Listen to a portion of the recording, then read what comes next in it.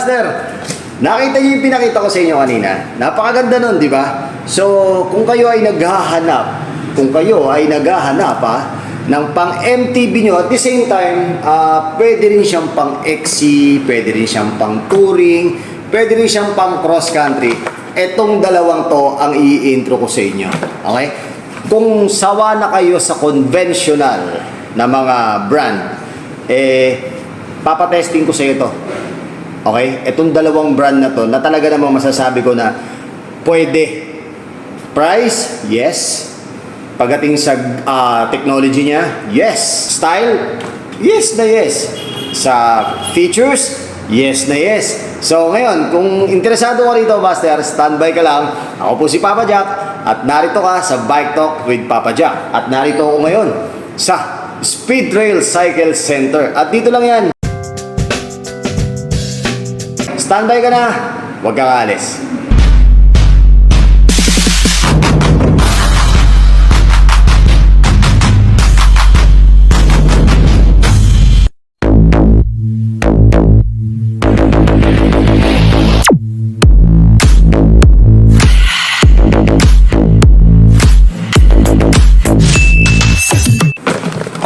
Eto na ako. Sabi sa inyo, mabilis lang yan eh. Okay, karaniwang ginagamit natin mga master, yung mga conventional na tires. Gaya ni Maxxis, gaya ni Gravel, King, ni Panaracer. Why don't we try na unconventional? Diba? Unconventional na brand na talaga naman kahit paano talaga masasabi mo na kung sa features rin lang, kahit pa paano, pansabayan na rin sa mga leading brand. Pagdating sa price, competitive pa rin siya. Dahil hindi hamak na mas affordable ng konti lang siguro. Itong i-intro ko sa inyo. Ngayon, samahan nyo ako, bubusisiin natin itong tinatawag nilang Continental na 2.1 at itong Arisan na 2.1. Etong si Ruban ni Continental at etong si Mount Bona ni Arisan. Alright? Busisiin na natin daw mga master. Tara. Okay, eto muna kay Continental. Okay, Continental, kung mapapansin nyo mga master, nakalagay Gripology. So, ibig sabihin, pagdating sa grip, nice, kasi Gripology di ba? Tapos, kagandahan nito mga master, ito ay tubeless, ready na. At kung mapapansin nyo yung knobs nito mga master, maliliit lang siya na pwede mong pang XC talaga, pwede mong pang touring. Actually, pwede siyang pang touring. Ilalagay mo tong 29er na to sa iyong 700C. Okay? Pagkatapos, papartneran mo siya ng medyo mas malapad na depth na goma, na rim. Napakaganda nun, mga master. At ang kagandahan pa dito, mga master, hindi siya soft compound, hindi siya makunat, pero ang kagandahan pa dito, magaang. Napakagaang niya, mga master. Magaang siya. Okay? Folding na Continental. Okay? Dito sa gilid, mababasa nyo, mga master, ito, diba? So, yan. Pagkatapos, sa likod nito, mga master, makikita nyo yung details na kung saan, yun ang traction na pwede mong magawa sa kanya. Yun ang mga features niya. Okay?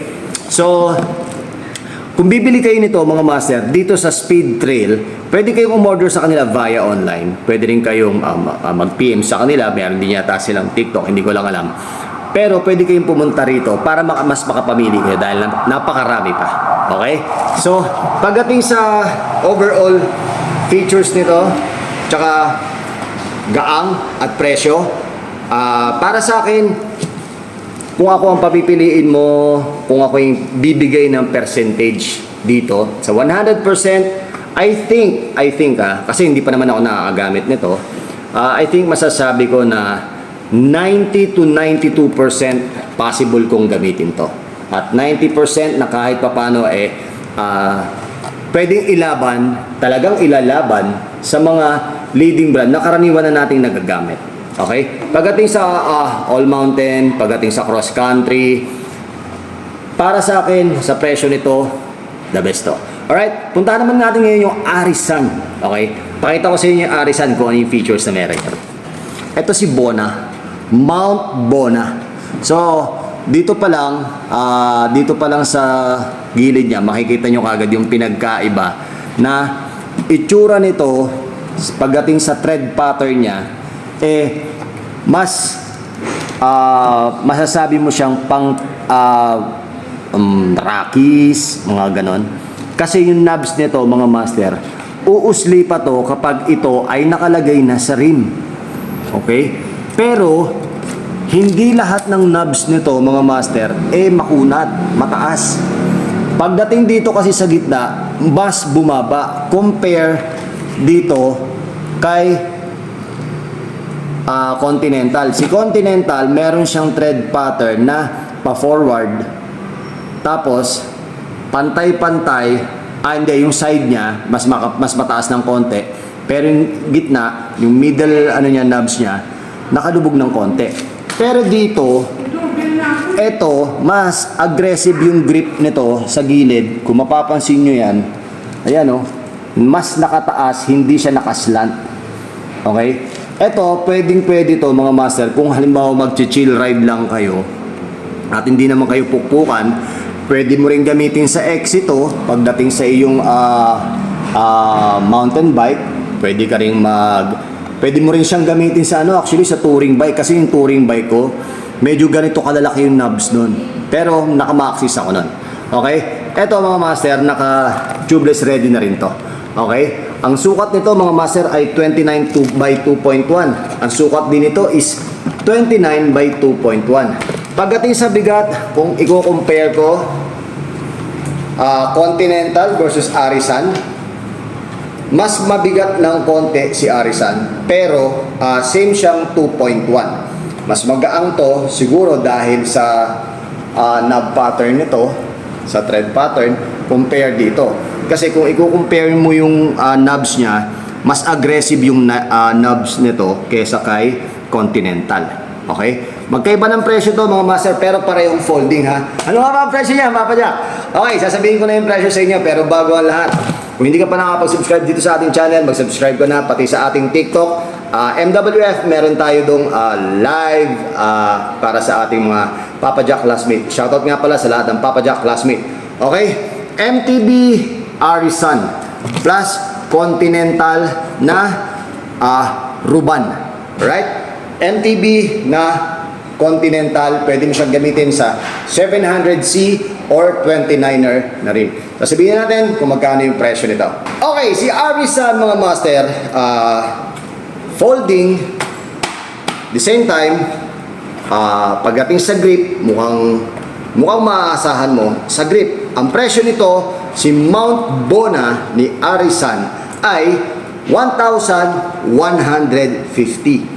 Dito lang to mga master sa Speed Trail. Okay, Speed Trail Cycle Center. Pagdating sa kunat ng folding, mukha siyang matibay. Siguro dahil ganun talaga, kasi ganun siya, kaya siya medyo may weight.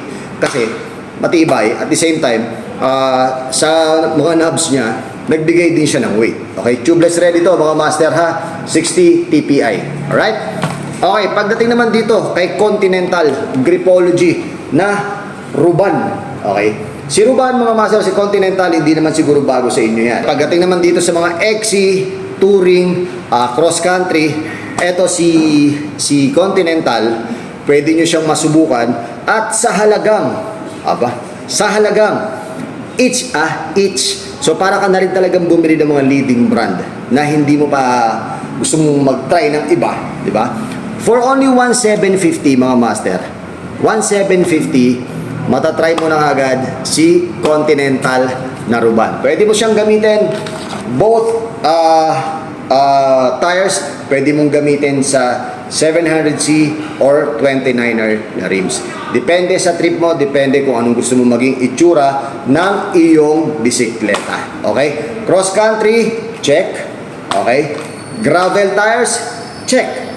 Touring tires, check. Okay? So, sa halagang 1,000 plus, meron ka ng unconventional, tinatawag nilang unconventional na tires na pwede mong gamitin. Kung gusto mong gumamit ng iba, ayaw mo na muna gumamit ng Panaracer, ayaw mo muna gumamit ng Maxxis, o edi, subukan mo to mga mat. Subukan nyo to. For only 1,150 at 1,750.